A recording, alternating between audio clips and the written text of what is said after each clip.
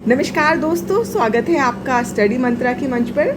आज हम लोग इस क्लास में करंट अफेयर के टॉप 10 क्वेश्चंस देखेंगे और एक एक क्वेश्चन एग्ज़ाम के लिए बहुत इम्पॉर्टेंट है। तो आप लोग मेरे साथ बने रहिए और देखते रहिए इसको। करंट अफेयर की प्लेलिस्ट ऑलरेडी चैनल पे बनी हुई है, तो आप लोग जाकर के पुरानी वीडियो देख सकते हैं। चलिए शुरू करेंगे इस क्लास को। पहला क्वेश्चन है हमारा, निम्नलिखित कथनों पर विचार कीजिए और सत्य कथन का चयन कीजिए। पहला कथन है, वर्ष 2022 के पुलित्जर पुरस्कार के लिए कहानीकार फहमीदा अजीम को चुना गया है। ठीक है, तो किसके लिए चुना गया है? पहली बात तो ये पुलित्जर पुरस्कारों के लिए चुना गया और कहानीकार फहमीदा अजीम को चुना गया, तो ये स्टेटमेंट बिल्कुल सही है। दूसरा है, इन्हें how I escaped a Chinese internment camp नामक एक रिपोर्ट के लिए सम्मानित किया गया है। तो दूसरा स्टेटमेंट जो है ये भी एकदम सही है। तो इस तरह से कथन 1 और 2 दोनों सही हो जाएंगे। एक्सप्लेनेशन देखेंगे इसका। बांग्लादेश में जन्मी चित्रकार और कहानीकार फहमीदा अजीम को 2022 के लिए पुलित्जर पुरस्कार के लिए चुना गया है। तो इनका जन्म जो है बांग्लादेश में हुआ है, ये भी चीज़ ध्यान रखिएगा, बहुत इंपॉर्टेंट है। और इनका नाम फहमीदा अजीम, और कौन सा इनको पुरस्कार मिला है? तो पुलित्जर इनको मिला है, बहुत ज़्यादा इंपॉर्टेंट है ये। दूसरा है हमारा, दूसरा स्टेटमेंट है, वर्तमान में वह एक अमेरिकी ऑनलाइन पत्रिका इनसाइडर के लिए ये काम कर रही हैं और फहमीदा को उनकी विजेता टीम के अन्य सदस्यों Anthony Del Col, Josh Adams और न्यूयॉर्क में इनसाइडर के वॉल्ट हिक्की के साथ how I escaped a Chinese internment camp नामक एक सजीव रिपोर्ट के लिए इनको सम्मानित किया गया है। दूसरा क्वेश्चन है हमारे सामने। उसके पहले मैं आप लोगों को बोलूँगी, अगर आप लोग चैनल पर नए हैं या चैनल को सब्सक्राइब नहीं किया है तो आप लोग चैनल सब्सक्राइब कर लें ताकि नोटिफिकेशन आप लोगों के पास पहुंचता रहे। देखेंगे दूसरा क्वेश्चन, किस शहर ने स्वच्छ सर्वेक्षण पुरस्कार 2022 में पहला स्थान प्राप्त किया है? तो ये किसको मिला है पुरस्कार? इंदौर को मिला है, सूरत को मिला है, वडोदरा को मिला है या फिर लखनऊ को मिला है? तो दोस्तों ये इंदौर को मिला है और इसके पहले भी इंदौर को ये पुरस्कार मिल चुका है। तो देखेंगे इसका एक्सप्लेनेशन। स्वच्छ सर्वेक्षण पुरस्कार 2022 में 2022 के लिए ये वाले पुरस्कार दिए गए हैं। तो सर्वश्रेष्ठ प्रदर्शन करने वाले शहर की जो श्रेणी में है वो इंदौर को लगातार 6वीं बार, ठीक है, ये दोनों ही स्टेटमेंट दोनों ही पॉइंट जो है बहुत ज़्यादा इंपॉर्टेंट है। इंदौर को मिला है और 6वीं बार मिला है, तो इसको स्वच्छ शहर घोषित किया गया है। और इसके बाद दूसरे नंबर पे सूरत को, ये भी बहुत इंपॉर्टेंट है, सूरत और नवी मुंबई का स्थान आया है, क्योंकि कई बारी पहला पूछ सकते हैं या कई बारी आपको फर्स्ट सेकंड थर्ड भी मतलब ऑप्शन में मिल सकता है। तो इसीलिए तीनों ऑप्शन याद रखिएगा, सूरत, इंदौर, सूरत, देन नवी मुंबई। और राज्य की जो श्रेणी है इसमें मध्य प्रदेश ने पहला स्थान प्राप्त किया है और उसके बाद में छत्तीसगढ़ और महाराष्ट्र का स्थान रहा है इसमें। नेक्स्ट क्वेश्चन है हमारा, हाल ही में तीसरी वंदे भारत एक्सप्रेस ट्रेन किन शहरों के बीच में प्रारंभ की गई है? कहाँ पर की गई है? किसके बीच में शुरू की गई है? मुंबई और गांधीनगर के बीच में शुरू की गई है, दिल्ली से वाराणसी के बीच में शुरू की गई है, दिल्ली से कोलकाता शुरू की गई है, या फिर उपर्युक्त में से कोई भी कथन सही नहीं है? तो उसका राइट आंसर हो जाएगा मुंबई और गांधीनगर। एक्सप्लेनेशन देखेंगे इसका।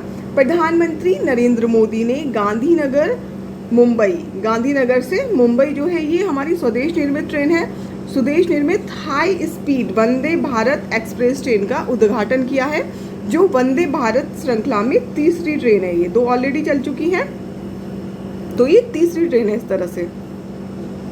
इस अवसर पर राज्य के मुख्यमंत्री भूपेंद्र पटेल और रेलवे मंत्री अश्वनी वैष्णव और रेलवे राज्य मंत्री जो है दर्शना जरदोश भी उपस्थित रहे। इस वंदे भारत ट्रेन में पहली बार कवच तकनीक का प्रयोग किया गया है। किसका प्रयोग किया गया है? कवच तकनीक का प्रयोग किया गया है। और जो ये तकनीक है वो क्या है? इस तकनीक की मदद से 2 ट्रेनों का आमने सामने होने वाली जो टक्कर होती है उस दुर्घटना को इससे रोका जा सकता है।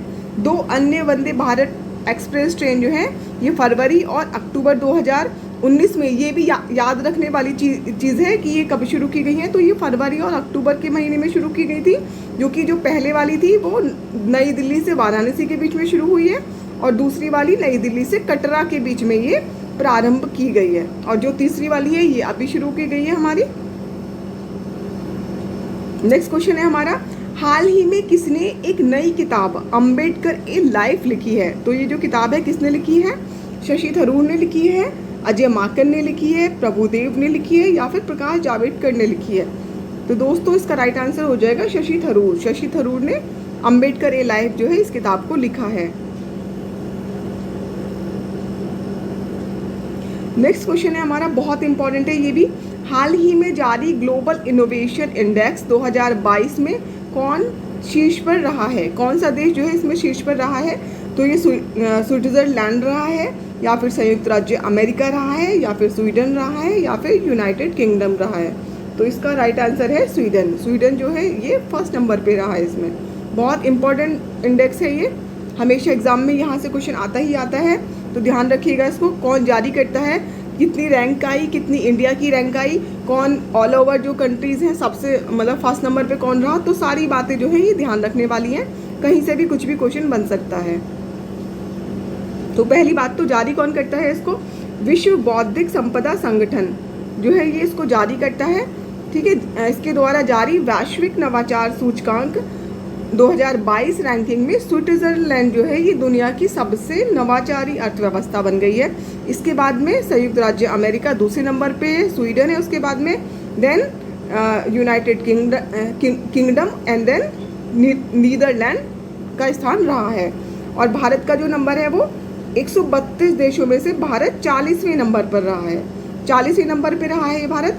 और 2021 में भारत 46वें नंबर पे था। 2015 में जो है ये 81वें नंबर पे था, है ना। और ये इस चीज़ को करेक्ट कर लीजिएगा आप लोग कि भारत का नंबर जो है वो 46 नंबर है।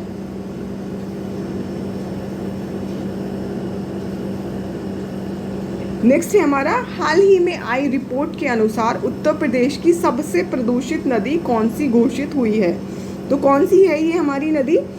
हिंडन नदी है या फिर सोन नदी है, यमुना नदी है या फिर गंगा नदी है? तो इस तरह के जो क्वेश्चन है पहले भी एग्जाम में पूछे गए हैं, इस चीज़ को ध्यान रखिएगा। तो इस बार जो है ये सबसे प्रदूषित नदी यमुना नदी नहीं है, पहले जो थी यमुना थी, लेकिन अब जो है हिंडन नदी जो है ये सबसे प्रदूषित हो गई है। नेक्स्ट क्वेश्चन हमारा है, किसे हाल ही में इटली की पहली महिला प्रधानमंत्री के रूप में नियुक्त किया गया है? तो किसको किया गया है ये? जॉर्जिया मेलोनी को किया गया है, लिज ट्रूस को किया गया है, एलिजाबेथ बोर्न को किया गया है या फिर कैटलिन नोवाक को किया गया है? तो उसका राइट आंसर है जॉर्जियो मेलोनी जो है, इनको इटली की पहली महिला प्रधानमंत्री नियुक्त किया गया है। एक्सप्लेनेशन देखेंगे इसका। इटली में हुए आम चुनाव में ब्रदर्स ऑफ इटली पार्टी, ये इनकी पार्टी रही है, ब्रदर्स ऑफ इटली पार्टी को सबसे ज़्यादा वोट मिले हैं और इस पार्टी की नेता जॉर्जिया मेलोनी है, जो कि इटली की पहली महिला प्रधानमंत्री बनने जा रही हैं, ठीक है। तो इस तरह से मेलोनी जो है ये पहली महिला प्रधानमंत्री बन जाएंगी इटली की। और मेलोनी को इटली के फांसीवादी नेता बेनिटो मुसोलिनी का इनको समर्थक माना जाता है। और द्वितीय विश्व युद्ध के बाद में यह पहला मौका होगा जबकि इटली में किसी दक्षिणपंथी पार्टी की सरकार बनेगी।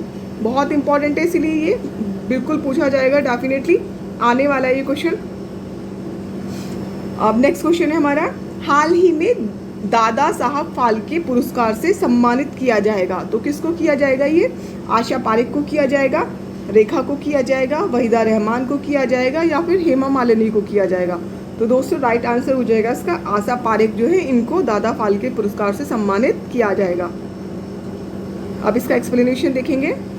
सूचना एवं प्रसारण मंत्रालय ने वर्ष 2022 के दादा साहब फाल्के पुरस्कार जो है इससे प्रसिद्ध अभिनेत्री आशा पारेख को देने की घोषणा की है। और यह पुरस्कार नई दिल्ली में आयोजित होने वाला 68वें जो राष्ट्रीय फिल्म पुरस्कार होंगे उस दौरान इसको दिया जाएगा। और इसके पहले यह रजनीकांत को 2019 में और अमिताभ बच्चन को 2018 के लिए ऑलरेडी मिल चुका है। और इस पुरस्कार की जो स्थापना है वो 1969 में की गई थी और सबसे पहले जो है ये 1969 में देविका रानी रोरिक को दिया गया था। इस तरह से सारी बातें हमने दादा फाल्के पुरस्कार से संबंधित देख ली। तो नेक्स्ट क्वेश्चन देखेंगे अपना, सीबीआई ने ऑनलाइन बाल यौन शोषण सामग्री के प्रसार का मुकाबला करने के लिए क्या शुरू किया है, मतलब कौन सा चक्र जो है ये शुरू किया है। तो ऑपरेशन मेघ चक्र शुरू किया गया है, ऑपरेशन विजय शुरू किया गया है, ऑपरेशन गरुड़ शुरू किया गया है या फिर ऑपरेशन वरुण शुरू किया गया है।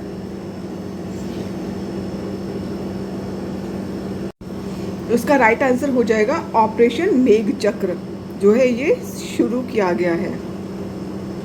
नेक्स्ट क्वेश्चन हमारा है, निम्नलिखित कथनों पर विचार कीजिए तथा सत्य कथन का चयन कीजिए।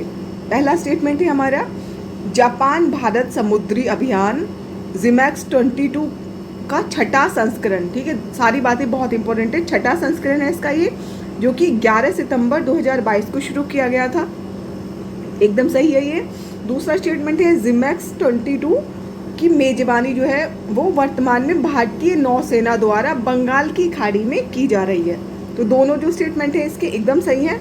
तो इस तरह से इसका सी ऑप्शन आंसर हो जाएगा। एक्सप्लेनेशन देखेंगे इसकी,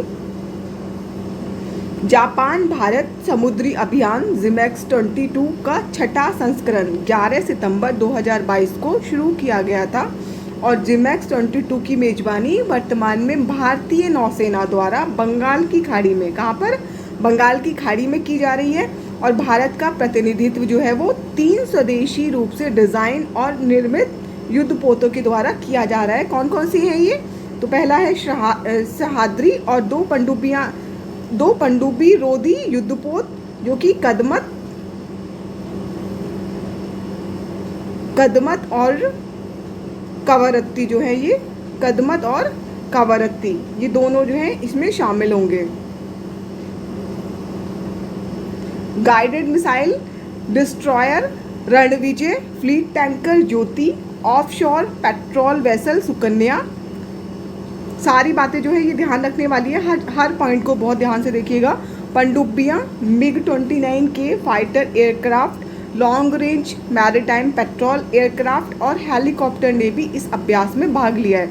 बहुत बारी जो है चीज़ें पूछी जाती हैं कि किस किस ने इसमें पार्टिसिपेट किया है, तो भारत की तरफ से इन सारी चीज़ों ने पार्टिसिपेट किया है। और जापान का पक्ष जो है वो इनका प्रतिनिधित्व एक हेलीकॉप्टर वाहक इज़ुमो और एक निर्देशित मिसाइल विध्वंसक ताकानामी द्वारा किया जा रहा है। तो इस तरह से हमारी क्विज खत्म हुई और आप लोग प्लीज़ चैनल को लाइक सब्सक्राइब शेयर कर दें। Thank you so much.